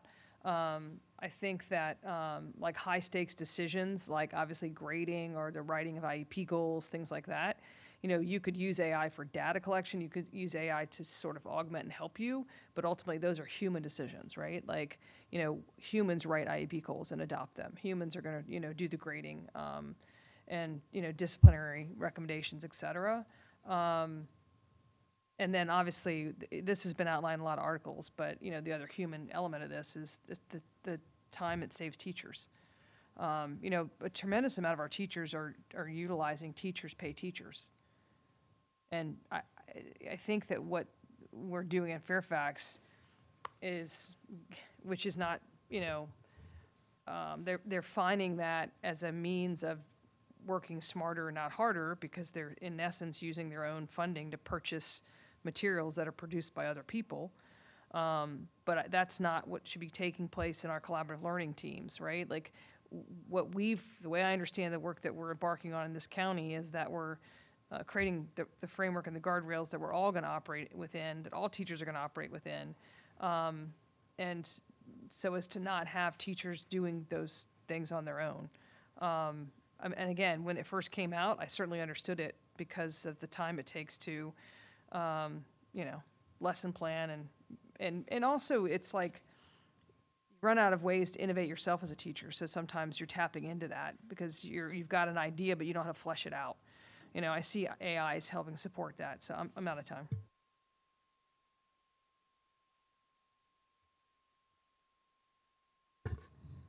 So I have a few thoughts, and just from Ms. Lady, hearing as usual your expertise on how teachers work and how learning happens, that's something that I don't have as intimately, and so I just wonder, is that something that we all should learn more about so we could really see, like, what does it look like to transform a teacher's work and save their time? Like, I can envision what it looks like on an IEP, to do that, but not maybe the collaborative learning team. So I just wonder, like, how much do we need to know about what's happening now and where it could go, so that we can see that vision. Some of the thoughts actually is interesting, the comment about the money. So, our board has a policy that we review contracts of $500,000 and more, but we don't have any policy about reviewing partnerships with entities that are valued at that or billion or billions of dollars. And we currently do already have such partnerships, and the board didn't have a role in reviewing the agreements or even knowing it. And so I think the policy has to have something about, recognizing that business is business, technology is business, and, they have some great things, but our mission is to educate kids, and that's not the mission of business. And so we can partner, but we have to, I think, acknowledge the risks. And I think the board does have a role in reviewing, something. So I'd like reviewing partnerships of a certain size and being briefed on them. I was thinking about, like, what does it mean to lead in this area? And maybe leading in this area isn't necessarily doing all the things first to make it happen in classrooms. It's thinking about kids' health and safety. Because what I hear a lot, and when I looked at the Brookings report that I shared with you all last week, it's a big warning bell about the danger to children, especially with generative AI. And I want to learn more about that. And I haven't heard that talked about a lot so far in public meetings. It's been about, yes, we want to be human-centered, but I think it's important too, perhaps, to put in the policy. This is a slide from our October 7th work session where there are 3 types of AI in conversations, in ed conversations: future readiness of students, so that students know how to use this; the tools with AI in them, that maybe we don't even recognize that the AI is in there; and then there's the AI tools to support adults. And so I'm most comfortable talking about the AI tools to support adults because I feel like we can have sort of the most, I don't want to say control, but influence. We can require certain professional development. We can check for quality control, because I am concerned about if people are just developing their own things, well, who is checking to make sure that it's equitable and, anti-racist and, normed with state standards even. I'd like to know more about the role of professionals, and do we have an advisory committee? Maybe the board needs to have, people advising us, not just technology professionals, but other professionals in different areas. So I'll pause there, and let's keep the conversation going. Dr. Anderson. Yes, just very quickly, Dr. Reed and Mr. Smith, I wonder if this is one of these policies that the regulation should be evolving along with. Because I remember when we used to have our meetings back here, when I first got on the board, policies and regulations, they kind of worked in tandem. It's just a wondering. You don't have to explain, answer it right now, but I think it kind of makes sense for us to know if it's not here, then it lives here. Because as I've asked Mr. Solomon today, what do we have in the regulations? Then we don't need to reinvent the wheel in the policy. That's been very helpful. This could be one of those spaces if you had the bandwidth to help develop the regulation as we go along. It's been informative when we've had that opportunity. Do I have some other thoughts? I think we I gave the rest, let me see. Trying to see, what did you, I think I'll stop here. Ms. Lady. Yeah, I was looking for the email that Dr. Reed sent. I read the Brookings article that you sent to me, and I actually thought we were aligned with it. So it's interesting, we can both read the same thing, but come out with different impressions, right? I mean, I think the concerning thing is the safety, given the percentage of our kids that are currently using AI as a companion, and their parents are not aware of it. Like, I don't think our parents understand that. So part of the work we're doing will be to create, I think, Dr. Reed, some kind of parent hub or parent community, a way to teach parents around AI safety, because, the second you hand a child this, which they all have done, they're going anywhere in the world without a parent supervision if they don't know how to put things on their phone. So as a former school counselor and a counselor at heart, it's essential that we teach about safety around AI, and that piece of it. And that was noted in the article, is the number of people. But Dr. Reed, I think it was Friday that you sent us the study that had some other data in that. I can't find that particular one, and I didn't get through it. It's very meaty, and there's a lot of information in there, but I appreciate that you did send that. So, again, I think we all have the same concerns, and I think that education is essential for everyone, parents, our students, our support folks, our teachers. But if we don't get moving, with every day we don't have a policy, with every day we're not trying to teach parents, we're putting more kids in jeopardy because they're accessing this with no supervision, no guardrails. So we've got to I believe we have an obligation to do good by our students and teach them responsibility. I think another benefit to us not having cell phones in schools is that our kids are actually learning to look at one another and engage in conversations.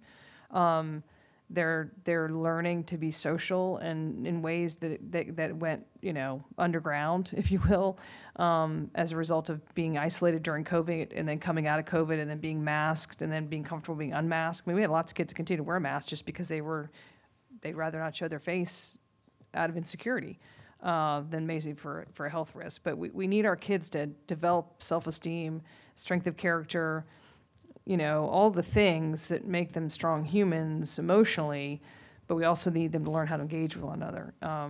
And I do think we've turned the corner on that, certainly with our cell phone policies this year. But, we got work to do, so I appreciate the conversation, and there definitely are some buckets that we need to look at. Thank you, Mr. Frisch. Miss Lady's comment about families made me think of something that I share regularly in my newsletters, at least I did when we were initially considering the cell phone policy, about steps that parents can take immediately, right, to control their kids' cell phones. How do you disable all of the features of the phone except for texting a parent during school hours, right? Like, it's left on the school division to police that, even though every parent who provides their kid with a phone has the ability to rein it in themselves. And so I do wonder, as part of this, and it doesn't necessarily have to be in the policy, but one thing I'd like us to think about is, how do we help fill the void of information about this, not just about what we're doing in FCPS, but what they need to know about their kids' use of AI. Kids are using it, we know that. Adults are using it too. Even, long before we partnered with OpenAI, students were using AI and faculty were using AI, maybe not in a structured or condoned fashion, but it's happening. It's happening in every industry. So how do we demystify what's happening, what the rules are in FCPS once we have a policy and whatnot, and ensure that parents know that they have a role in this too? Because there's only so much we can do, especially on the companion part during school hours. That leaves a heck of a lot of time for talking to a companion outside of school, when potentially less policing is happening with their devices. So I'd like to noodle on how we might be able to assist families with more information. Thanks. Is it 6 o'clock? Okay, I'll just finish up then with this second last turn.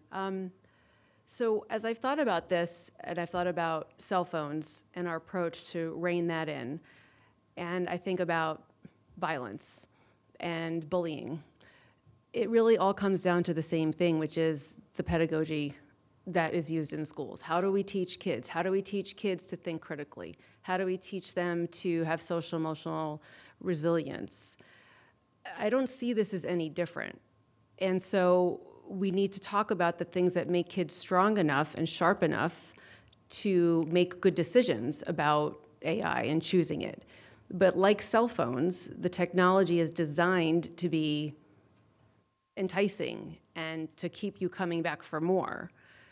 And children also their brains are developing differently. I'm actually wondering what the effect of AI is on literacy. I sat with my son at his 504 meeting, and we were going over his accommodations for dyslexia, and one of them is predictive text.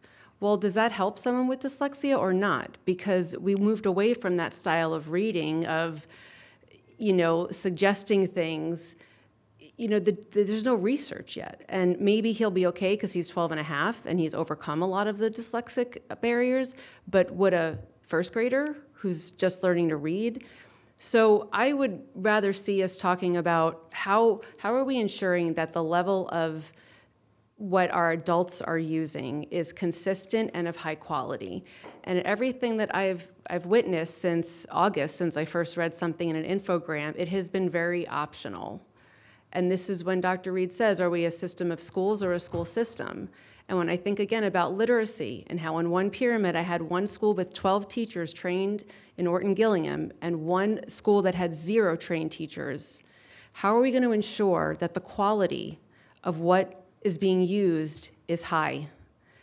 And so I think, also, but the professional development is optional. And it's also the professional development provided in early January was by a company. It was by OpenAI. So what do we expect our school division? How do we marry the business part of it with what we know is pedagogically and developmentally appropriate for children, and then add on trauma, English language learner, disability? None of that we don't know those answers yet. So I'm not saying sit and wait, but I think focusing on the adults is really the way to go. And I think it needs to be much clearer. It's just been too much information coming in spurts and fits and starts, and I'd really like to see the superintendent and board working on this together, so however the policy can speak to that work. And again, I think it comes to us approving things. That's the way we get things in front of us. So I will leave it at that. Ms. Leedy, do you want another comment? Well, I just want to say that in terms of, we're a huge school system, right? So I'm thinking back to, when we were first getting a student information system that was electronic, right? I remember, I forget, maybe it was SIS, that Woodson was one of the schools that piloted it, right? Because one of the reasons that you do this, and it's choice to opt in because it's extra work, is you're trying to determine. It's sort of 2 steps forward, 1 step back, right? Like if they rolled out SIS to the whole county, the way that it was packaged, it would have been a colossal train wreck.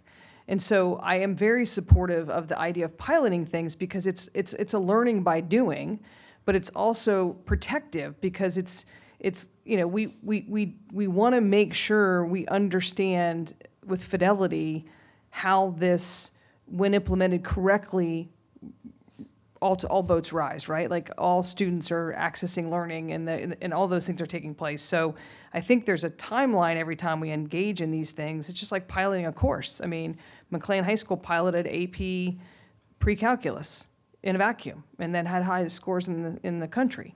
And now every school has that. So I think that part of this will always be continued. I don't ever want to see us roll something out to 200 schools like this. That's just my hesitancy. I think that would be reckless of us. I think we have to dip our toe in things and let certain people who are early adopters perhaps work with it and provide feedback to IT, feedback to IS, feedback to based on interactions with families, concerns. I think we grow from that. Hey, Mr. Frisch, you want to wrap it up? No, we're done. Okay, so let's be clear on our next steps. Thanks for the few extra minutes.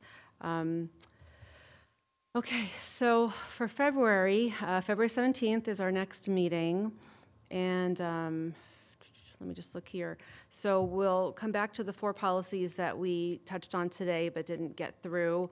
We'll continue with the AI policy, and we can, obviously, Dr. Reed, please send your draft out, but also we'll gather the notes so that it can continue to inform. Well, I don't know if you want to send the draft out now or if you want to reflect on it given what we've just provided with the further, thoughts and directions, if that's all, if that is all captured in your policy. But can we be clear about that and what we want then? I want to make sure that we're proceeding in a way that everybody wants to. So for the AI policy, do we want to have the superintendent consider what we shared today, revise her draft and send it to us, as soon as possible? Do you want to see it now? What are your preferences, Ms. Lady and Mr. Frisch, since you're here? Yes, and I think both are fine. Yeah, and I think that, again, I appreciate the exercise today. And I think that whatever notes we have, I mean, if they're archived and shared with Dr. Reed and staff, maybe they look at their draft and then maybe incorporate some of the dialogue and then, share a draft. I don't know, just a thought. Okay, so we will very soon after today everyone will receive the draft. So Dr. Reed, you'll send it to the committee, please, all of us. And we can get you the notes from today. Then we also have a few other things, policies that are due on some other items, and back to the groups of policies that we identified way back that could be tweaked and some that could require more. So there's really no shortage of looking at this. But the focus is the AI policy, and that's what we'll start with the next meeting to really start hammering it. But I hope that we can keep talking, among us, we board members, to figure out, more of what we even want that February 17th conversation to look like. Just, what kind of questions we might have, and is there information we want to get and look into more. So I will work with the clerk team to get all of our materials together. And I do have copies of a few of the Brookings pieces, including an 8-page handout that they had as well. So, yes, Dr. Aders. I'm sorry if I missed this, but you may have covered it, but if not, here's my question. I remember when the boundary work just started, one of the things that the chair of the governance committee at the time tasked the group with is to go reach out to other board members just to preliminarily get some feedback. Are you looking for us to engage in a similar activity? I mean, it sounds like a nice collaborative idea. I think it's always encouraged.